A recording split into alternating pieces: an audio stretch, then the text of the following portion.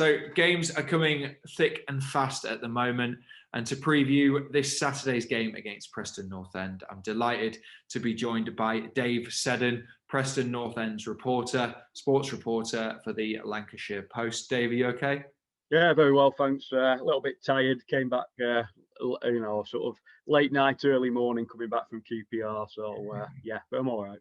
Yeah, I can imagine. We'll start with last night. It's obviously a win for Preston North End, and it's keeping that good away form going, isn't it?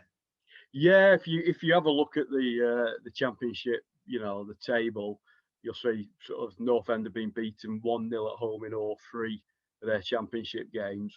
Away, 7 points, 2 wins, 2-0 win at QPR Wednesday night, 4-2 win at Brentford before the international break, a 2-2 draw at Norwich, the 1-2-1 against Derby County championship opponents in the Carabao Cup away. So they're a better away side at the moment than at home, and I think sort of Wednesday night's win at QPR just underlined that really. So big boost for them.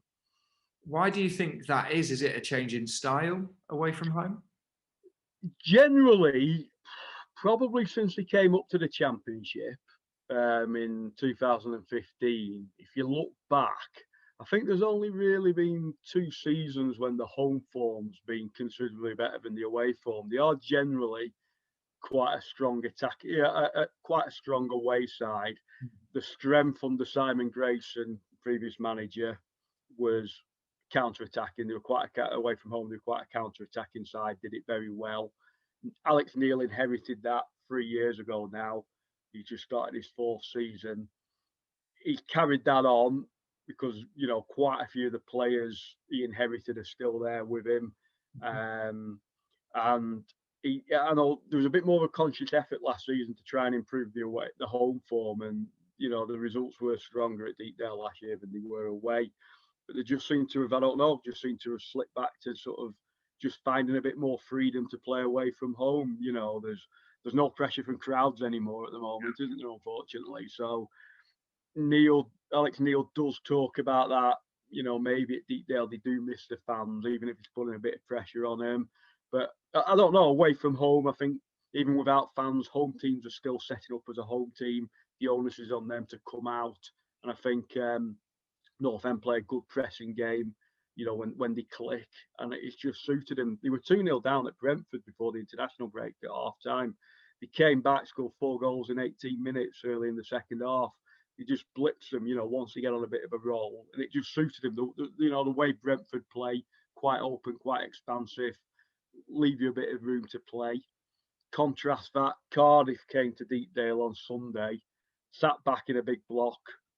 North End didn't have anything to press, basically. North End had to push forward, and Cardiff countered him, caught him on the counter-attack, scored the goal, sat in after that, and North End found it difficult. So, on the road at the moment, it suited him a lot more than playing at home. How have they adapted under Alex Neil? Obviously, this is his 4th season at the club. Very well, actually.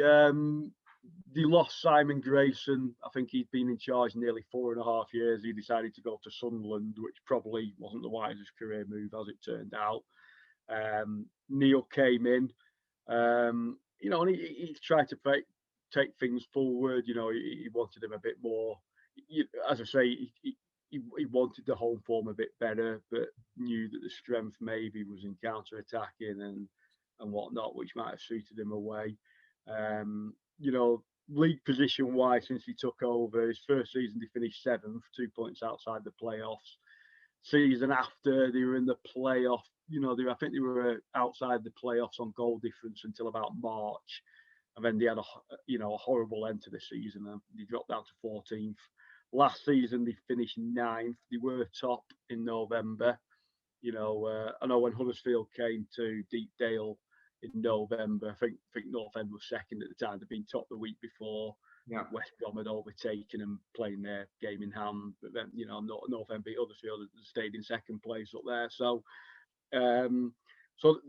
they've tended to go through this under Neil. They do seem to hit a good run of form, but they can also hit quite a patchy sort of 3 or 4 defeats get thrown in, at one point, which his last 3 seasons, it has cost him, at some point. Not necessarily, one season it might have been a bad run right at the end of the season. You might have had a bad run at another stage of the season, which has meant they've had to play catch up a little bit. So, if what Neil is trying to improve is the consistency, you lose games along the way, don't you? The Championship, it's an unpredictable beast, isn't it? But they've got to stop hitting. You've got to stop hitting these runs where they might lose 3 or 4 on the bounce. Something like what they're doing at the moment at home. 3 home defeats. They need to cut out that kind of thing. But they've certainly progressed under Neil. It's hard work. They've not got the greatest budget compared to some of the other clubs in this division. Something he talks about quite often. They've made 2 permanent signings since January. That's all, So compared to some clubs in this division who are turning over players left, right, and centre. So it is difficult. Some people might say North End are punching above the weight, being up in the upper reaches of the Championship. The expectation from North End fans now is that, but this is like the 5th or 6th season in this division. Let's try and give it a real proper go, So caught between the sort of devil and the deep blue sea there, sort of steady, well-run club. But do you want that next level? What do you do to push it on, really? So yeah, I can imagine, like you said, under Alex Neil, they've obviously come in and around, or been in and around the playoffs over the last 3 seasons. Coming into this campaign, I can imagine that's probably his target again, to be in and around there and hopefully put a good run of form together where they get into the playoffs. Yeah, that has to be the aim. I think when they start each season, you've got to be aiming for in and around the top 6. They've proved they can be up there. They proved they can put a run together at times. As I said, he went top last year for a spell. They've flirted with the playoffs. They've never really been, bar the start of Neil's second season when they had a bit of a ropey start. You've never looked over the shoulder and think, my word, we could get sucked into a relegation battle here. Yeah. They've always, they recovered from that quite well, to be fair, quite quickly.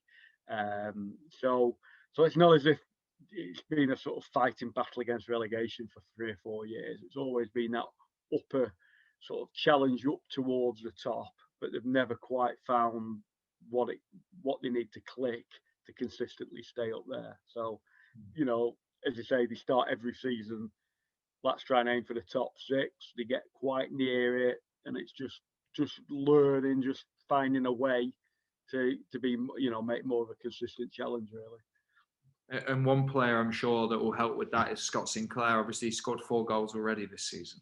Yeah. Scott came in January from Celtic. Lot of expectation on his shoulders, a lot of excitement with his name, and what he's done before. He scored a hatful of goals at Celtic. Earlier in the Championship for Swansea, he did ever so well. I think he got 27 goals that season. He got promoted. Yeah. So, as I say, came in, big signing for him. Took a while to settle, to be fair, off the pitch. His family were in Glasgow. He was down here. They were in a hotel. Then the pandemic hit. Yeah. But there was always a feeling that, this season had to be the one where he clicked into gear. There have been games you've not seen quite as much from him that you'd like, but there have been others where he's been well involved. At Brentford, he scored the first 2 goals of the 4, the 4 in the comeback. He scored a penalty at Norwich. He scored a penalty the other night. It's what kind of player he is, really. You might describe him, Scott Sinclair, Preston's winger. He's not a winger who's going to hog the touchline. To me, he's either a wide striker or a narrow winger, if that doesn't sound too, in a sort of 4-2-3-1 system. He's wide on the left or the right, that down the side. But give him the ball in the box, and he'll do something there, I think. I think Preston's system, they've just got to find a way for him maybe to get more involved in some games, especially at home, probably. Yeah.